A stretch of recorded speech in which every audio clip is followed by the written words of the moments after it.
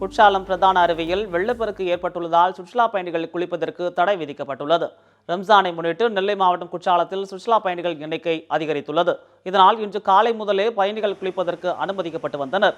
இந்நிலையில் செங்கோட்டை, புளியரை, ஐந்தருவி உள்ளிட்ட பகுதிகளில் மழை பெய்து வருவதால் குற்றாலத்தில் வெள்ளப்பெருக்கு ஏற்பட்டுள்ளது. இதனையடுத்து பிரதான அருவியில் சுற்றுலா பயணிகள் குளிப்பதற்கு தடை விதிக்கப்பட்டுள்ளது. குற்றாலத்தில் உள்ள தனியார் விடுதிகள் கூட்டம் நிரம்பி வடிவதால் போக்குவரத்து நெரிசல் ஏற்பட்டுள்ளது. பிரதான அருவியை தவிர மற்ற அருவிகளில் குளிப்பதற்கு சுற்றுலா பயணிகள் அனுமதிக்கப்பட்டுள்ளனர்.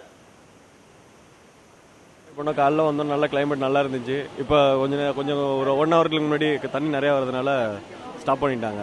ஆனால் இருந்தாலும் எல்லாரும் இருந்து குளிச்சுட்டு தான் கண்டிப்பாக போவோம். குற்றாலத்தில் இங்கே ஆசையாக குளிக்கலான்னு வந்தோம். இங்கே ரொம்ப மழை பெய்யுது, நிறையா தண்ணி வரதுனால அலோவ் பண்ணல. ஸோ நாங்கள் இந்த அருவி திறந்திருக்கா பார்க்கலான்னு பார்க்குறோம். அப்படி இல்லைன்னா பழைய குற்றாலம் போயிட்டு அங்கே குளிக்கலான்னு நினச்சிட்டு இருக்கோம். இன்னைக்கு தண்ணி நிறைய விழுது, சந்தோஷமா இருக்கு. ஆனால் குளிக்க முடியலையான்னு கொஞ்சம் வருத்தமாக இருக்கு. இப்போதான் வந்திருக்கிறோம், இன்னும் எங்கேயும் போகல. இங்கேயும் ஃபர்ஸ்ட் வந்தாலும் குளிக்க முடியல, அதே கவலையாக இருக்குது. ஆனால் இங்கே சீசன் எல்லாம் நல்லா தான் இந்த பழைய குற்றாலம், புளியருவி எல்லாத்துலேயும் குளிச்சிட்டோம். ஆனால் முக்கியமான அருவியான மெயின் அருவியில் மட்டும் எங்களால் குளிக்க முடியல.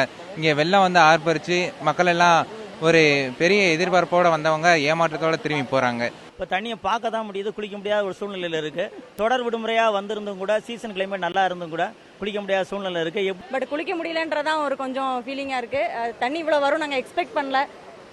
ஹோப் சீக்கிரம் குளிக்கலான்னு எதிர்பார்க்குறோம்.